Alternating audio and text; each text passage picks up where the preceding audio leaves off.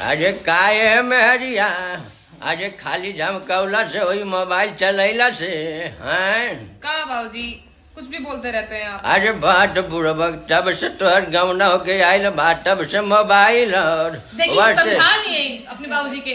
अरे ये बबुआ तनी समझाओ रे। अरे जब देखो तब हम पे बिदकते रहते हैंगे। हाँ, लेकिन हमरो बुढ़ाऊ के बोला तारा ए बूढ़ी तरी अगर समझा पुटही अगर मिजाज हमर खराब हो गई। माई जी ऐसा कुछ नहीं थे। अरे तो का भोकर भोकर देखा तारे समझानो मेरी के रे। बाबूजी पी लिया। हाँ पीले बाड़े ये देखा अगर लाले ड्रामा करता आजकल देखा छोट पूरा आइल बा परब में तारी बढ़िया से रहा। बोलिए अपना बेटा के फटाफट। ठीक है तनी तू अब बीए में परब टेबल लहसुन प्याज बाल बड़ी कुटाई होगा। ठीक है माफ कर दी जाएगी। हाँ